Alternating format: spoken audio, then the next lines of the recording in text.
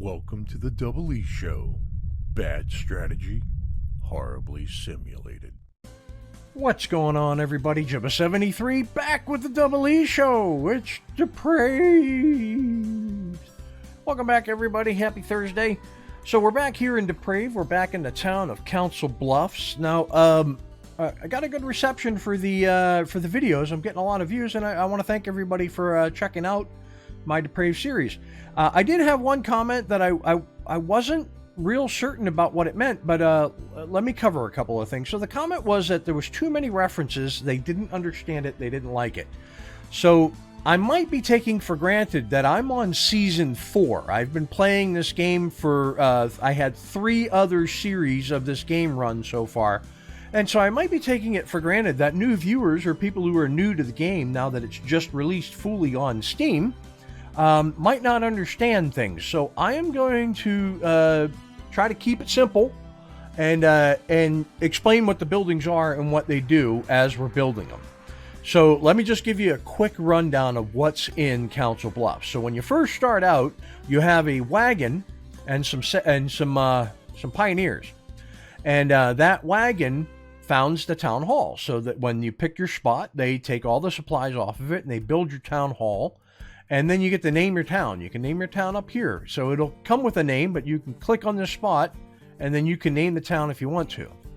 Now, once this is built, then you start the other constructions that are kind of necessary. So right off the bat, in order to build anything in this game, you need wood. You need wooden planks, you need stone, and you need metal parts. Now, metal parts are something that you can produce yourself down the road later in the game. When you mine for the right materials and you have the right buildings, you can make your own metal parts. But in the beginning, from your town hall, you can purchase them. So you can sell stuff, you can buy stuff, and you can do up to 4 buy and sell items at a time. And randomly, a trader will come through your town and he will drop off the goods, or he will pick up the goods you're selling. And you will get money for the sold stuff, and they will take money for the bought stuff. Now, when you're building your buildings, like for instance, the stable requires 15 planks, 8 stone, and 2 metal parts. So I have 9 planks, 10 stone, and 13 metal parts. So I have enough stone and metal parts, but I don't have enough planks. How we get that is you build a lumberjack. When you build a lumberjack, you will be assigned immediately 1 worker to work as a lumberjack. Now that comes from your laborer pool. We have 12 pioneers, and out of those 12 pioneers, we have 6 that are assigned to just make labor jobs. So they pick up stuff and carry it around to the different job sites. But your lumberjack then has a working area. So if you see here, it's Andrew Zellinger is lumberjack, and you can click this button right here, excuse me, and you can select his working area. And I'm going to just reselect this area here. But you see, anywhere there's trees, you can place this circle, and he will cut down the trees within that circle. And you can hire up to 3. Now, you unlock the worker slot for 250 of your money, and then you're basically paying your lumberjack.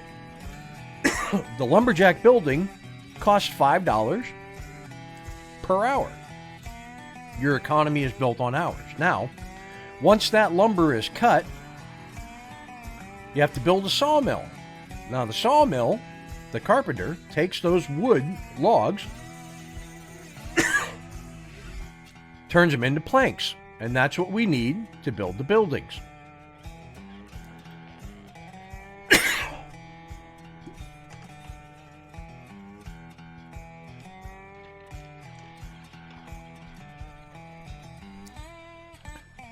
So that starts that out. Now you build the stonemason. So the stonemason, you can have up to 3. Again, they have a working area.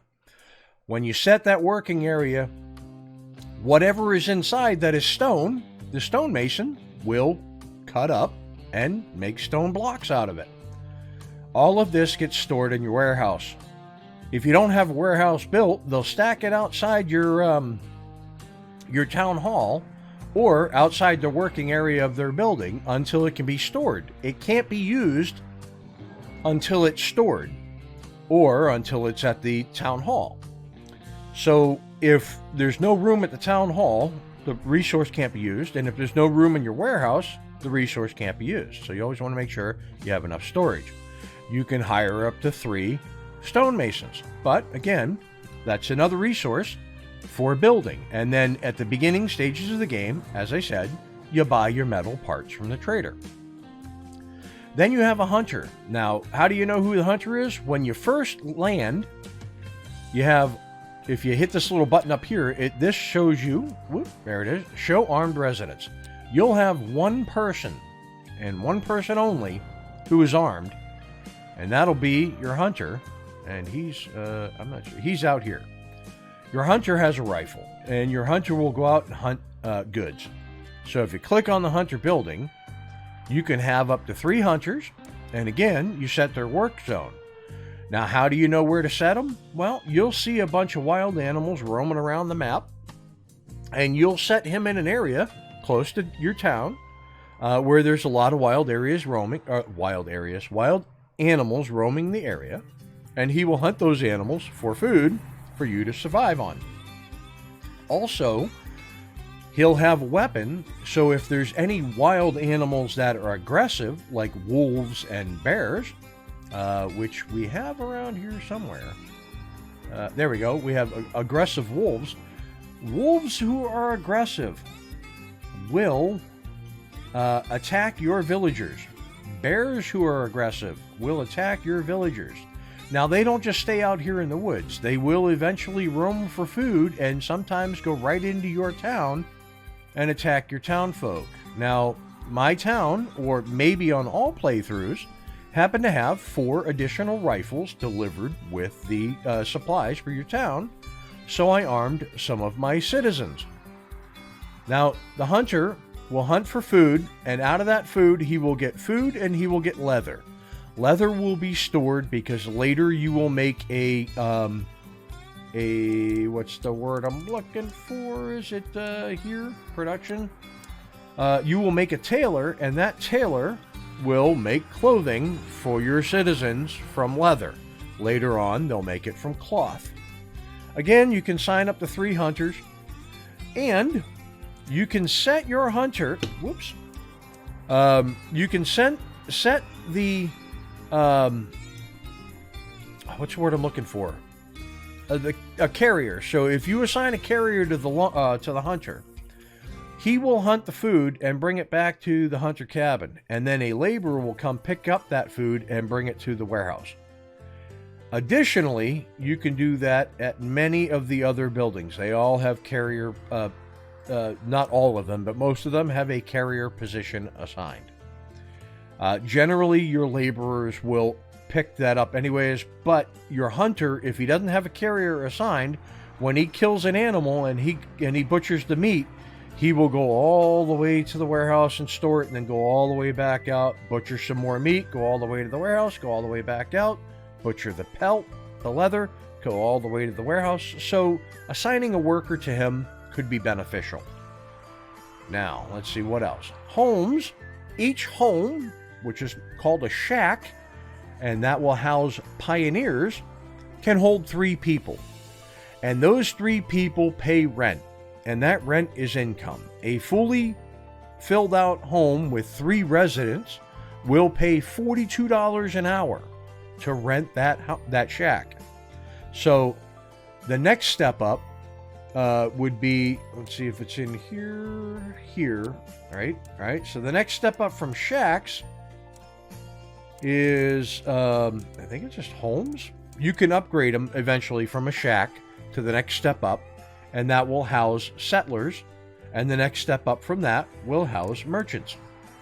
So you have to meet all the criteria of each stage of pioneer, settler, merchant. You have to meet the criteria of each to upgrade to the next level. And you don't have to upgrade all your citizens from pioneers to settlers and all your settlers to merchants. You can have a mix of all of them. In fact, you don't even have to upgrade to merchants. You could stop at settlers and just build the stuff that merchants would want and use it for all your needs. Now, around your town, it's a good idea to build outhouses, because if your people poop and pee all over the place, your citizens will get sick. And if they get sick, they'll die. Now, that means cholera, and cholera ain't good. So, the idea is to have your outhouses dotted around so that way they don't have far to travel to go to the bathroom so people don't get sick. You also want to have a stable because your horses won't live forever at the trading post. The horses will eventually die. So they need the stable to be housed in where they will be fed and sheltered, and then they won't die. If they die, they will rot until they are diseased, and then as your people walk by them, they will get sick, and as well, they will die. So you need a doctor.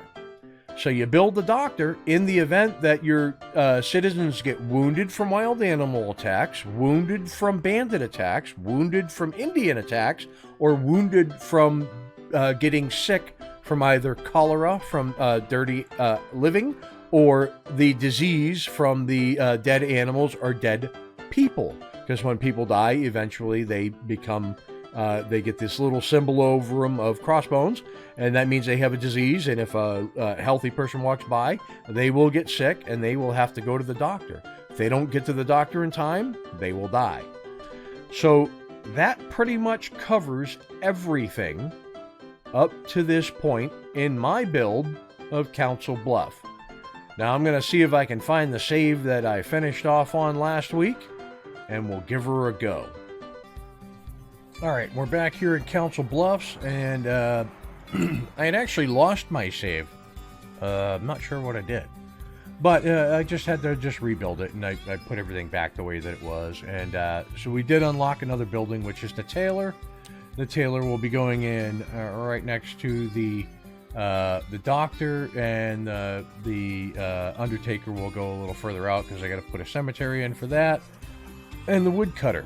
Okay, now let me explain. The doctor, when you get sick, when you get attacked, shot by a bandit or Indian, or you get attacked by a wild animal, or you get in a gunfight with a fellow townfolk, you get sick from cholera, whatever, you go see the doctor, and the doctor 90% of the time can cure you, but he can't always cure cholera, so you might die. Now, if you die, you drop dead where you drop dead. That's why it's good to have an undertaker, because the undertaker will build a casket, pick you up, put you in the casket.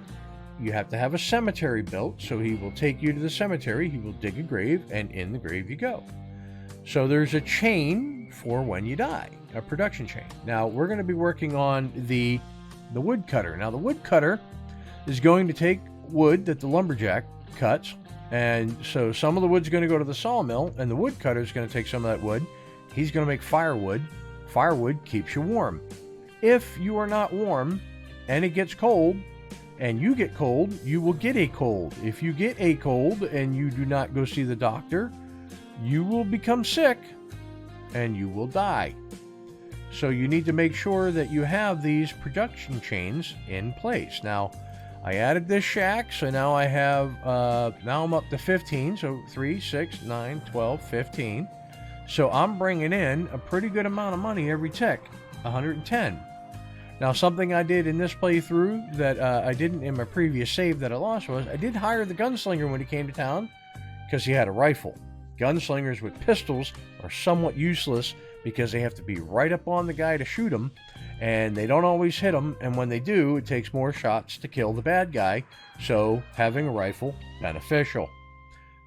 That being said, I hired him, and when you hire a gunslinger, he has a little emblem here. It looks like a writ or a page.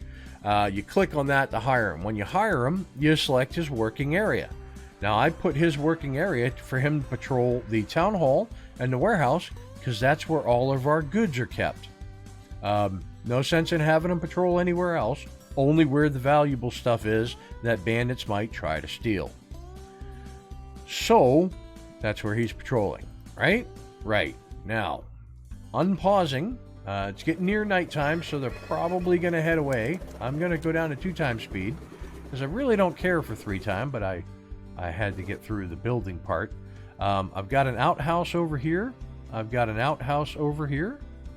I've got room here, I believe. Let me just double check. I'm going to go to production. No, is it here? No. Hey, the train station's unlocked. Okay, cool. That's a warehouse. Yep. Okay, so if I do this, do I have enough room over here? Oh, geez, I don't. I don't have enough room there. But I've got room on this side, and because I'm actually gonna probably put the rail station on this side too. But you're gonna want to have a lot of storage. Now these can be upgraded to 2-story warehouses, and that means you could fit twice as many goods. But then again, it costs twice as much to maintain. So I've got a couple more houses laid out to go. We are getting the parts in. I need 2 metal parts. I only have 1. I'm going to come in here. Metal parts are expensive. So I am going to buy 10 of them, and that's $450. And then we'll be a little economical with our building. Eventually, the laborers will bring the goods from the town hall here. Let's do instant pickup of goods and make them stop doing whatever else they're doing and pick up. Wait a minute, pause. What's going on here? We have an aggressive bear. Okay. So this is a good example. An aggressive bear walked into town. And now the peoples with guns should start shooting the bear. And they did. Now they killed the bear. Now the hunter can come right here. You gather the meat. And he's going to bed. Okay, well, that happens too. So when he gets up in the morning, hopefully he will gather the meat. Is that my hunter there? No, that's my hunter there. Okay. So let's go ×3. When morning comes around, I'm going to have him gather the meat from the bear so it doesn't sit there and fester.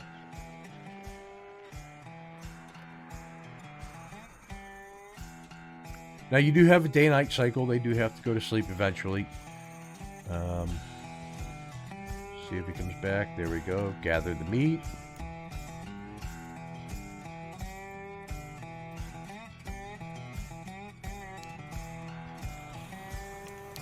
Pause.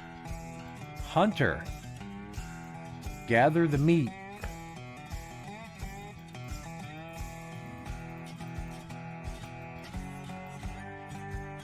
What is he doing? Okay, he's got to go to the shack first for something. Right on. Okay. So, you only have room for 20 horses in your stable. You can sell a horse for $25. But I've been told that they work for contracts and trade. So, I'm going to hang on to them this time around. I usually just sell them. It is what it is. Okay. So, he's back on patrol. There we go. Coming over here. They are working on the woodcutter.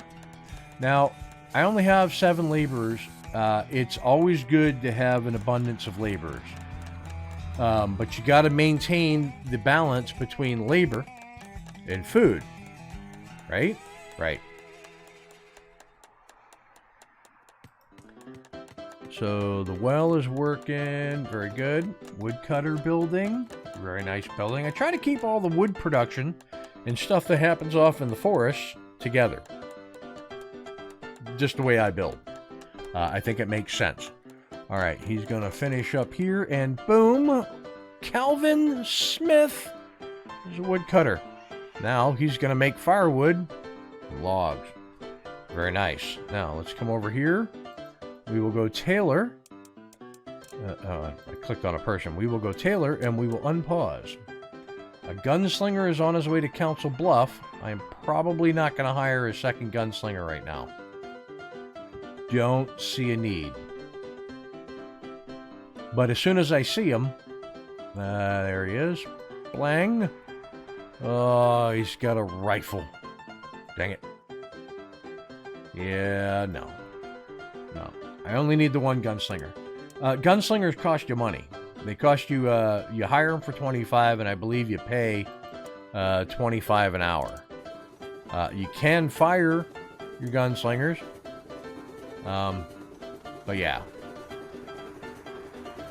I'm going to hold off on... Why am I down? Oh, because he's on a horse. Right, when I checked it last night. Yeah, I get it. Okay. So there's the tailor. Let's come over here, and we are going to build the next house as well. So I want to make sure the tailor, 1, 2, 3, in this house, 1, 2. Now, I'm changing the priority. When you first set a priority, it set it flatline. Then there's 1, 2, and 3 levels of priority, and then back to flatline. So I'm unpausing both of these, but I want them to build the other one first. So I'm setting the priority on the build. Right on. So let's do this. We will cross off woodcutter. We will cross off shacks. And let's look at some of the other buildings we may need. So we'll start down here. I've got everything there. Now a forester down the road, when we get 20 pioneers, I can put him down, and wherever the lumberjack clears, I can have the forester replant trees, because eventually you'll run out of trees if you don't reforest. Okay, city. Yep, undertaker is there. And cemetery is there. I think I'm going to put the undertaker, like I said, right next to the tailor. There's a rock there. Dang it. Okay. There's a rock there. Pause for a second. Here's my stonemason. I'm going to change his working area to right here. I don't want to get any other rocks in the circle. I want him to just clear the only rocks in the circle, which are right there. I want him to clear those rocks because that's where I want my undertaker to go. So here's the tailor. We put them close together, but it leaves enough walking distance in between. But obviously we're working on limited space. Can't build a sprawling town unless we keep expanding our borders. And every time you expand, using this button here, the expand territory goes up, and then eventually you reach a max size. You can't expand anymore. So the first expansion is 10 or 5. The second expansion is 10. Then I believe it's 15, and then 20, if I'm not mistaken, but I'm not 100% on that. All right, so let's get this working here. He's leaving. Can't hire him no more. It is what it is. All right, so 3 more planks and 2 more metal parts, and we're good to go. Very nice. So they look even, don't they? This one looks forward a little bit more, but I mean, I laid them as even as I could. Now, between episode 2 and episode 3, they did add a crashed wagon, a narrow flower pot, an entrance sign is, well, no, that was there before. Yeah, I guess it was. A bench, which you can't get close enough to any of the buildings to make the bench worthwhile. Because I'd love to put the bench like there, but you can't. I can put it out here, so there's that. And then you've got signposts, which is pretty cool. Yeah, I like that. Yeah, hay bales, very nice. There are not enough laborers, yep, because the tailor is now working. Now, he will take leather, and he will make clothing. Right? Right. Coming over here, they're working on here. They are bringing stuff to here. It needs 1 stone, 8 planks, 2 metal parts. We have all that.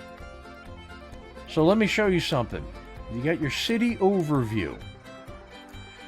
The higher to the right it is, the better it is. So people are happy and the crime is low.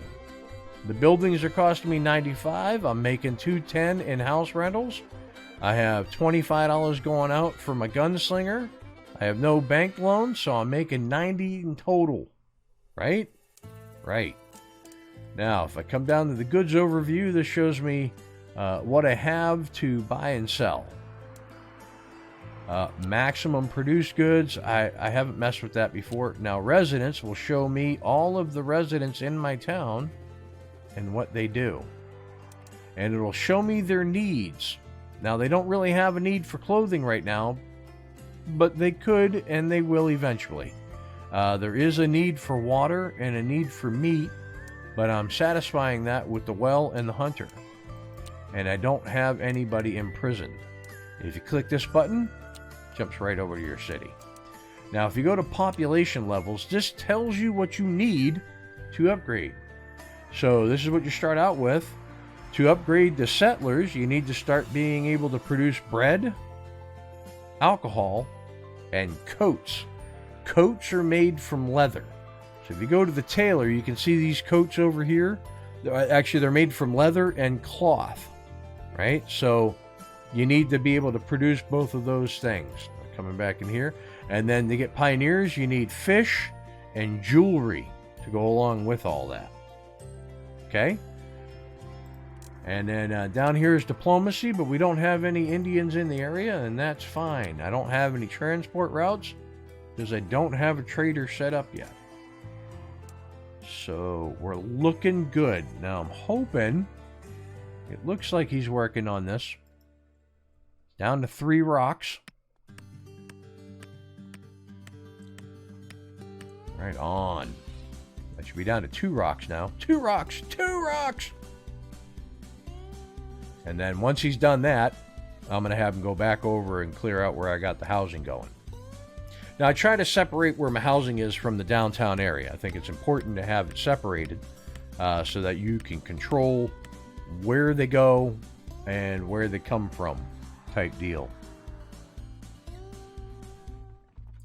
I wonder, come in here, I go to decorations. Can I get a skinny flower pot? Oh, I could almost get it right up front. So come over a skosh right here. Right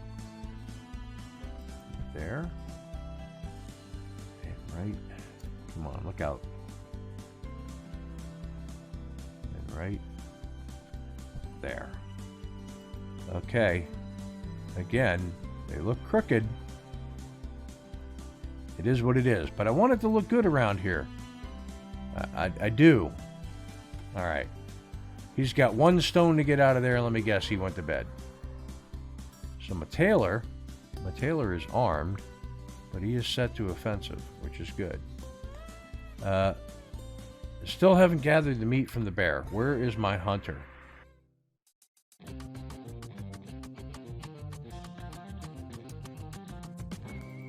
Because if he doesn't get this bear soon,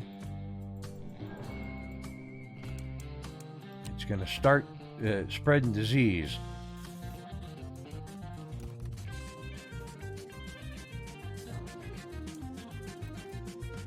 Come on, son. All right. Looks like we got some more people able to move in. Well, they're coming. They're coming now. I got room for 1 more.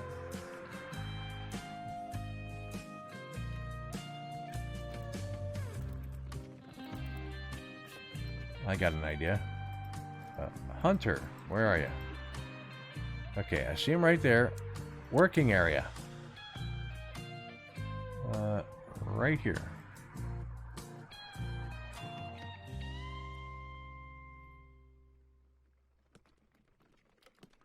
Maybe he'll come over and get that bear meat before he comes over and kills this fox. I doubt it. They can be a bit daft at times. How's the clothing going? Right on. Made 6 of 10 clothing so far. Sweet Jeebus. Alright, they're carrying stuff to put in here. Yes, they are. Getting firewood in there. We got planks. We can sell stuff.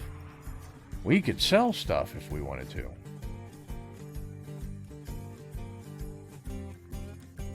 And who's that? My builder? Yep, builder's got nothing to work on. I hear ya.